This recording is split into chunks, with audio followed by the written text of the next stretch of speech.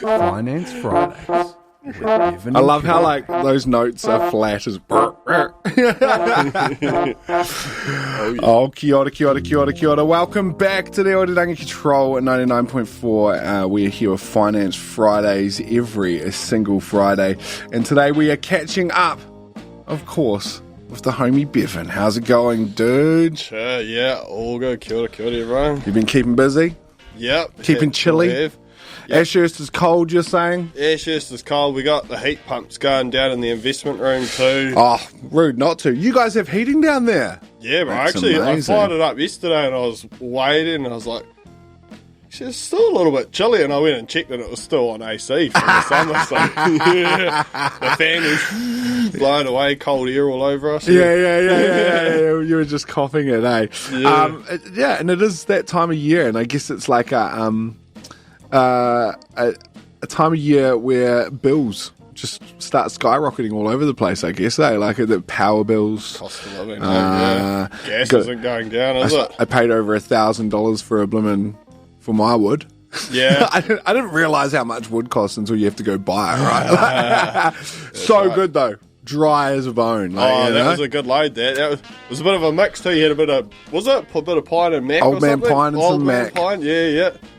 Beautiful mixture. That'll keep you going. Yeah, you just chuck a bit of pine in, get it going, and then you chuck a piece of mac on. They'll go for 3 hours if you got it on low, mate. Yeah, mate. You got a bit of gum kicking around. You chuck some gum on there. Yeah. Yeah, get some soot up in that pipe. Yeah. That's it. Get the chimney guy, keep him happy. Yeah, that's it. So you might find yourself not being able to put so much into your little sharesies investment portfolio over this time of year, eh? Well, you wouldn't want to have, we were talking all the excitement about Bitcoin and that, and we've seen it have a big sell-off actually this week. It came back down well into the 50s, and it was just sort of hanging there. I think we talked about after those new ETFs came out, there was that big rally, went all the way up to like 70k, and it was sort of hanging around there. We kept talking each week, Bitcoin's up. Yeah, it sat there for a minute too, eh? And we kept in with the disclaimer not to buy crypto. Yeah, we did always. Yeah. I think it's still a fickle market, eh? Like it's one of those things you're a very you're a wise investor, right? Like you have a whole bunch of algorithms that you run, and you like kind of look at where you're gonna put your stuff. I'm very, very narrowly focused on my personal, because I run like a trading strategy, and so we generally want to emphasize the difference between trading and investing too. Like we're sort of here promoting investing to everyone. You're trading, yeah. And when we talk about like prices going up week on week, like that's really exciting for traders, that are in there buying and selling things quickly in and out of markets, doing things very swiftly. I call it gambling, pretty much. Sophisticated gambling. It really is, though, isn't it? It's like if you risk. It's a game of risk, like gambling for sure, and you want to be smart about it. Essentially, yeah. But we've always talked about anything that we talk about on here is usually like a longer term investment, like a very wide portfolio spread across as much as you can put your fingers into, and kind of thinking about the 30, 40 year long term plan, not the quick turnover. Yeah, when your real compounding interest is going to kick in, and that's going to do the best for you is over that long time horizon, and that way all you really need is like a 10% annual return, and your compounding over a 40-year period is going to work wonders. It can literally be the difference between generational poverty too. In one sort of lifetime of your hard work and your prudence of putting money away and keeping it away, you can sort of build a financial independence within a generation. Wow. That's a really interesting way to talk about it. And it is something that we've chatted about before, is the fact that a lot of the lower economic areas have the least financial knowledge, right? And it's kind of gatekept and stolen from them. And also representation in marketing is not hard out. Yeah, right. You understand what I'm talking about already. Yeah. It's just certain groups, like it's really hard to expect like a bright financial future when like they don't see themselves sort of represented in finance and investing and that sort of thing. It's like when they just see a bunch of white dudes in blue suits, mate. Like they're like, not me. Yeah, like that's clearly not me. And I mean, of course, there's the exceptions of people that do break that and try to do it, but like it's like it's almost insinuated.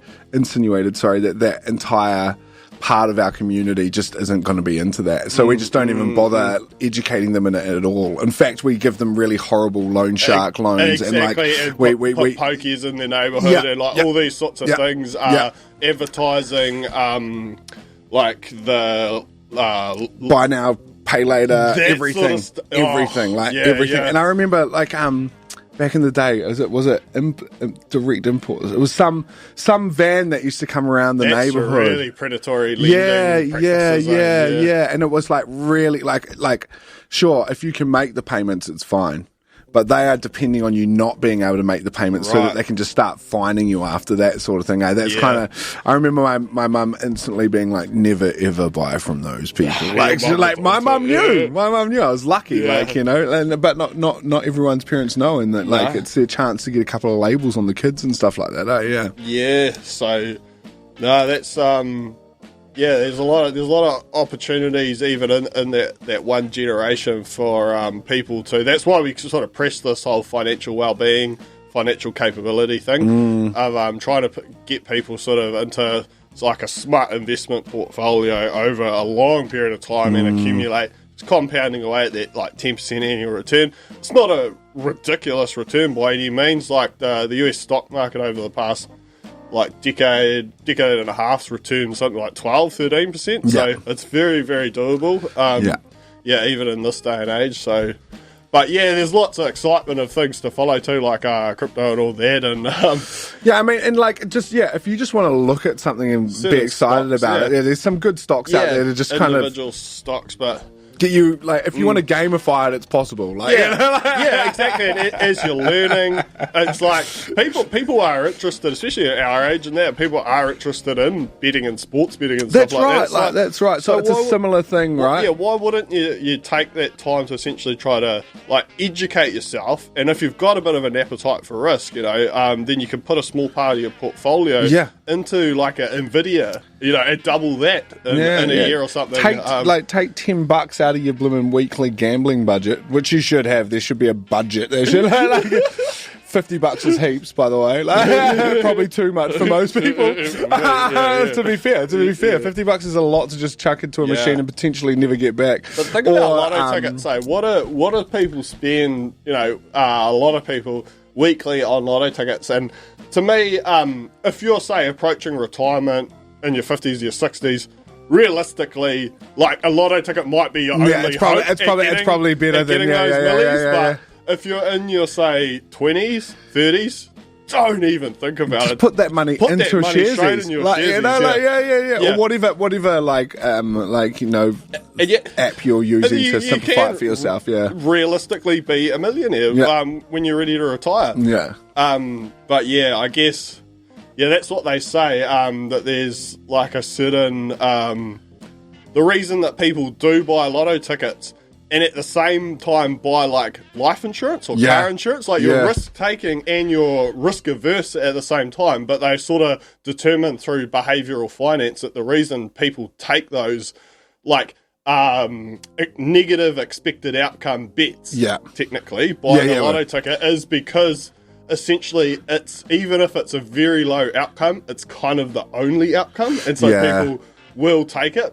And I guess it's probably a more accepted outcome as well, right? Like it's something that's been is pretty normalised. It's on for sure. 7:30. It spins on TV everywhere. More people know about Lotto than the S&P 500. And I feel like as a kid, right? Like that's when the Saturday night kid movie's on, right? Halfway through it, boom, gambling, baby! Look at these pretty balls spinning around. Like it's like you were trapped from a freaking 5-year-old.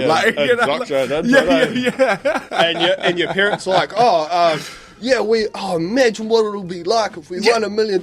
And the whole family is like sitting around doing this like positive sort of vision thing, And then like, what would we do? What would we do? They'd blow it all and they'd have no money left in the year. They'd pick up some probably bad habits. All these sorts of things that they didn't have before. Unsustainable habit. That's right. A very interesting kind of take on it, to be fair. Like, you know, like, because I mean, what's it?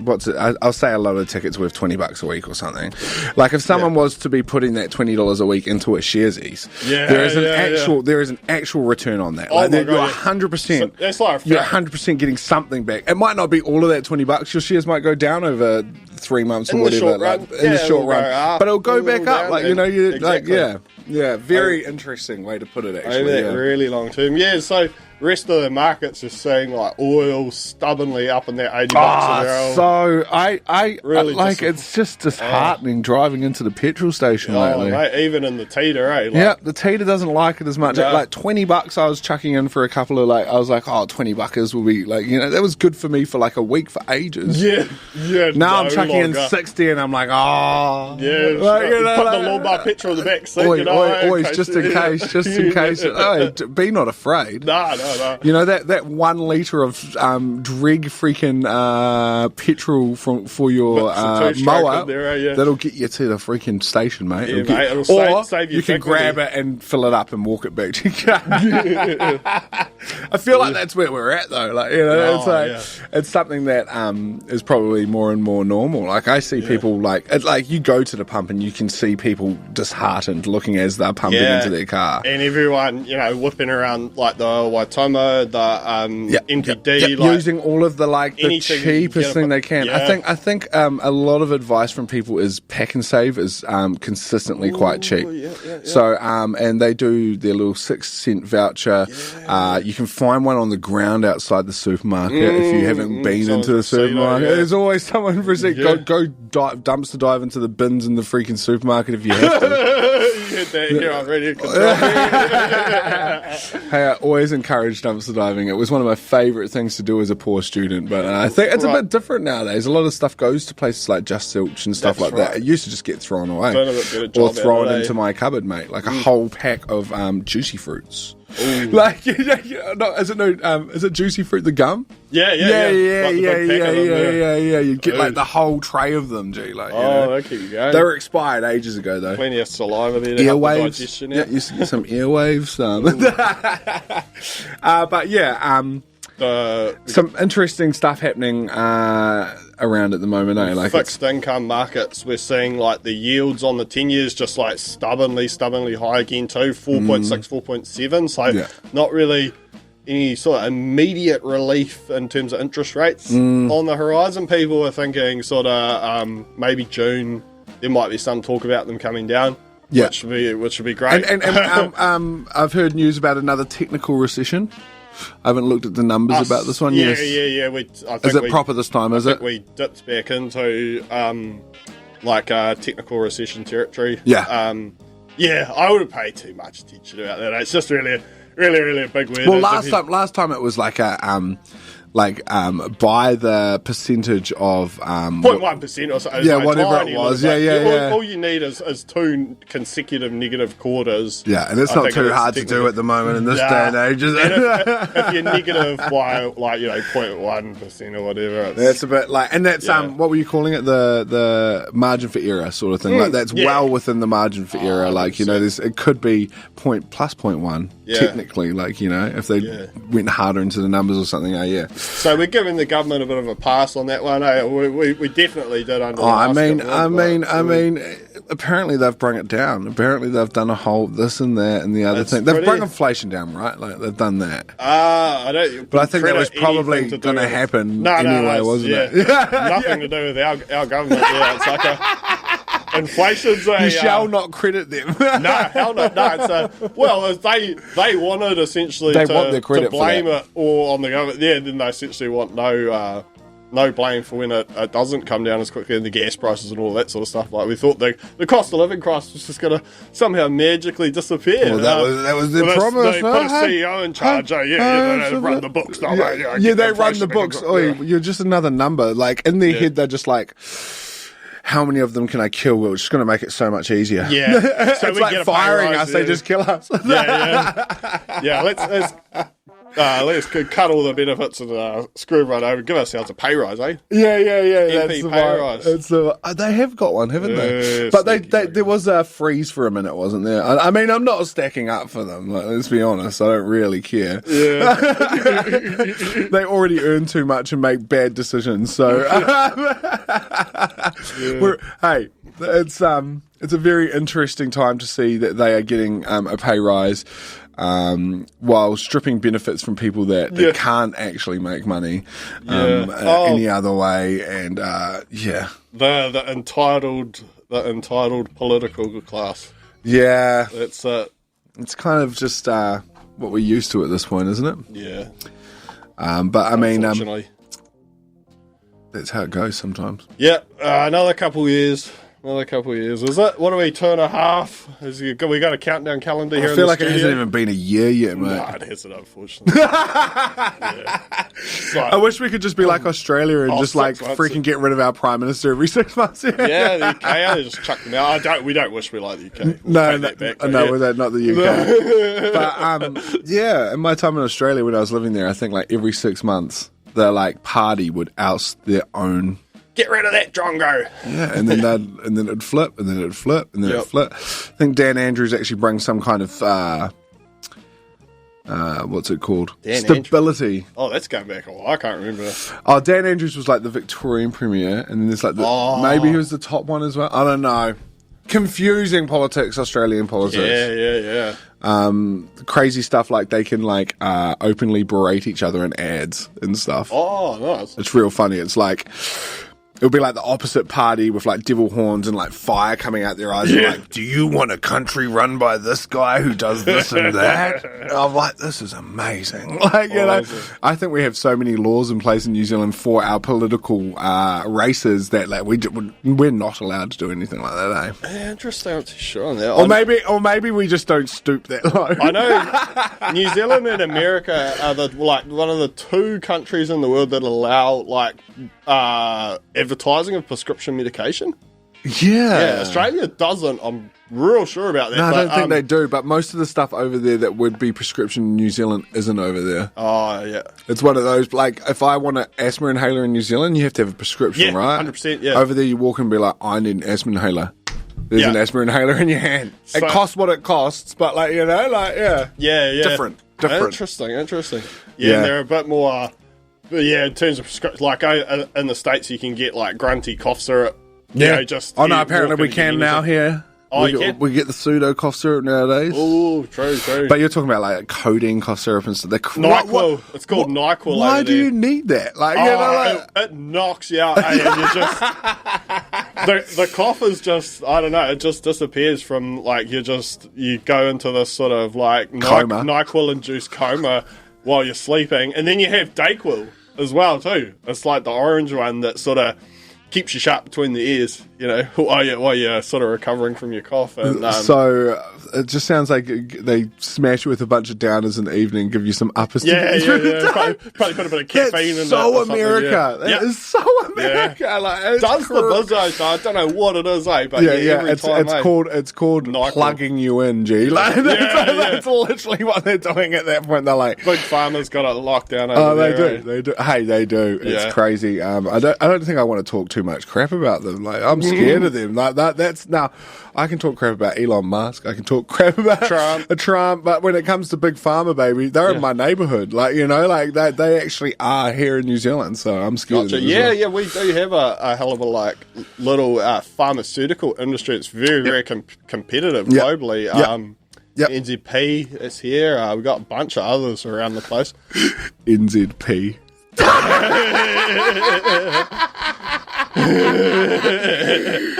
Pharmaceuticals, mate. Yeah, why would they call them that? I mean, it was well before the meth epidemic. But, great name. Imagine importing that. Yeah, shout out NZP. New Zealand Pharmaceuticals, clearly. Yeah. Oh, hey, bro, it's been an absolute pleasure catching up again this morning. Always is. Always just great dribble sessions. Haven't talked about Trump either this whole time. We didn't. That's good. We'll take a week off that guy. Unfortunately, Truth Social's beating Reddit at the moment. Oh.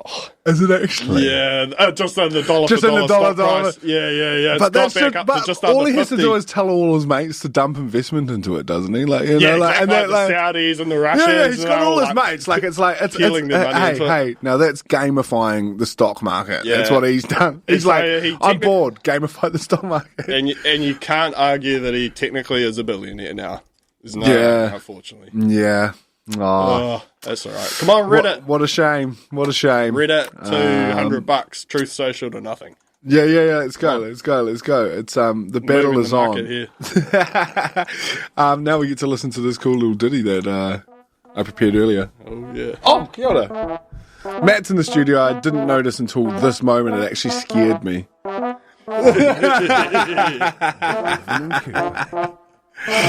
Oh, yeah. You did.